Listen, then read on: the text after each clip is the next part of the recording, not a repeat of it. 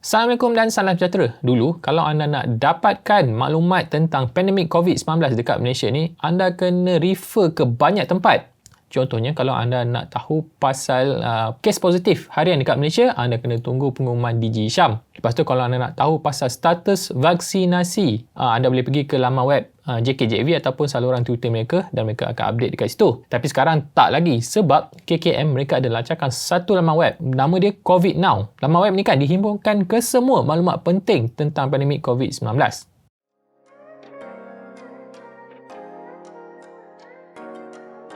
Jadi dalam video ni saya nak tunjukkan kepada anda macam mana anda nak memahami data-data yang ada dalam laman web COVID Now ni, sebab apa yang mereka masukkan ni terlalu banyak. Bila anda buka laman web COVID Now, semua data yang ada dalam laman web ni boleh dikategorikan dalam 3 kategori. Yang pertama adalah status pemvaksinan.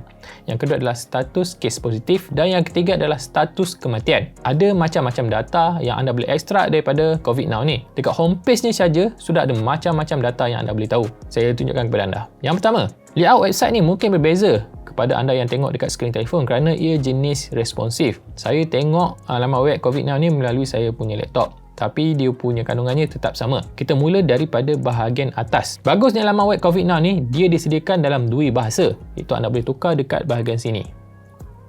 Kemudian, data-data yang dihidangkan kepada anda dalam COVID Now ni dikemas kini dengan kerap sekali. Anda boleh tengok dekat bahagian last updated ni. Contohnya, waktu video ni dirakamkan, kemaskini terakhir adalah pada 15 September 6.15 pagi. Okey, data pertama yang saya nak tunjukkan kepada anda ialah bahagian population vaccinated, iaitu orang yang dah terima vaksin. Dekat sini, ia diilustrasikan dalam bentuk ke kotak kat sini. Kotak ni ada 100. Jadi, satu kotak mewakili 1% daripada total population. Tapi kalau anda nak tengok populasi yang 18 tahun ke atas, tekan saja dekat sini. Maka akan jadi lagi tinggi. Dekat sini, at least satu dos ada 92% dan fully vaccinated, orang yang dah terima dos kedua ataupun yang terima vaksin CanSino satu dos tu adalah 75.4%. Okay, kita tekan balik total population. Selepas kita dah tahu populasi yang dah dapat vaksin, saya nak bawa anda kepada kadar penggunaan perkhidmatan kesihatan dekat Malaysia ni, iaitu dekat kolom belah kanan ni. Kat sini ada 4 data yang anda boleh tahu. Yang pertama adalah ventilators, kadar penggunaan alat bantu pernafasan. Kemudian anda juga ada info tentang kadar penggunaan ICU, katil ICU. Yang ketiga adalah kadar penggunaan katil hospital dan yang keempat kadar penggunaan kapasiti pusat kuarantin risiko rendah. Kemudian anda juga boleh tahu tentang kes aktif yang sedang dirawat di Malaysia. Ia dipaparkan dekat ruangan aktif COVID-19 cases kat sini. Jadi di situ anda ada 5 jenis pecahan kes COVID-19 yang sedang dirawat. Yang pertama adalah orang yang diarahkan untuk home quarantine. Lepas tu yang dirawat dekat PKRC, yang masuk hospital, lepas tu yang masuk hospital dan dekat dalam ICU. Yang terakhir adalah yang masuk hospital, yang dekat dalam ICU dan perlukan mesin bantuan pernafasan kat sini. Selepas tu, COVID Now juga berkongsi tentang data mereka yang sembuh, iaitu dekat sini. Nombor dalam kotak kelabu ni ialah nombor kesembuhan untuk hari yang sebelumnya. Hari semalam lah maksud dia. Selepas pesakit yang sembuh, COVID Now juga berkongsi tentang pesakit yang dibawa ke hospital tapi sudah meninggal dunia, iaitu BID, Brought in Dead, dekat bahagian sini. Dekat bahagian bawah sekali, anda ada graf yang menceritakan semua benda yang saya dah sentuh dekat bahagian atas tadi. Tapi ada satu info ekstra, iaitu kematian disebabkan oleh virus COVID-19. Saya scroll kat bahagian bawah. Yang bahagian ni. Bahagian ni tidak diceritakan kat atas tadi. Kematian disebabkan COVID-19 ni, anda kena interpretasikan dengan sangat berhati-hati. Sebagai contoh, pada 11 September tahun 2021, kat sini. 11 September tahun 2021. Okey, anda dapat lihat dia punya reported death 592. Lepas tu actual death 122. Actual death 7 hari average, purata 7 hari 167. So ada 3 jenis nombor yang rujuk kepada kematian COVID-19. Jadi nak guna yang mana satu? Saya terangkan kepada anda satu-satu. Reported death bermaksud kematian yang dilaporkan pada hari tersebut. Tapi actual death ni, dia melambangkan kematian yang berlaku pada hari tersebut. Dia tak sama dengan reported death. Sebab dekat dalam reported death ni, contohnya ada pesakit yang mati pada hari semalam tapi dilaporkan pada hari ini.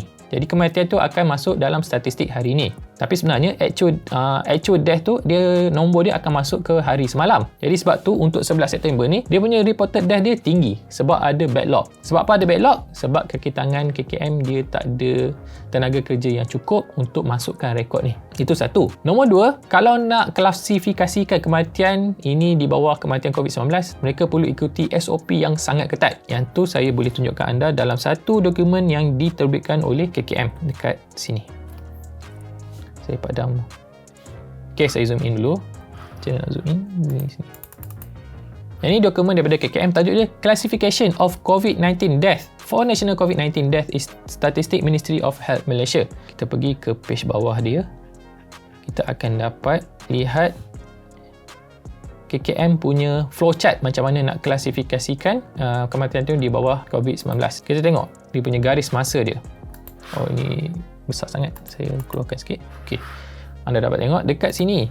Dia punya prosedur dia ketat. Lepas tu dia mengambil masa. Contoh dia, untuk yang mati kat hospital atau brought in dead, ambil masa 24 jam untuk dilaporkan kepada orang yang bertugas, PIC. Lepas tu daripada PIC tu, untuk dilaporkan kepada orang yang lebih tinggi, iaitu Jabatan Kesihatan Negeri, perlukan 24 jam lagi. Lepas tu daripada Jabatan Kesihatan Negeri, pergi ke peringkat persekutuan, ambil 24 jam lagi. Jadi sekurang-kurangnya 3 hari diperlukan untuk statistik tu masuk dalam sistem COVID Now. Jadi kalau anda tengok laporan kematian harian tu, anda janganlah terkejut sangat kalau tinggi ataupun rendah, sebab ada backlog belakang yang masih belum masuk dalam sistem COVID Now ni.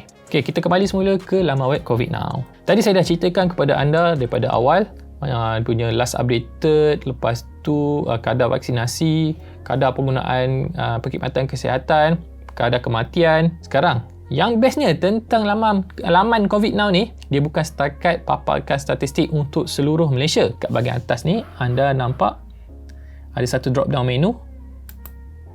Untuk setiap negeri pun ada betapa detailnya data yang anda boleh ambil daripada COVID Now. Contohnya kat Selangor.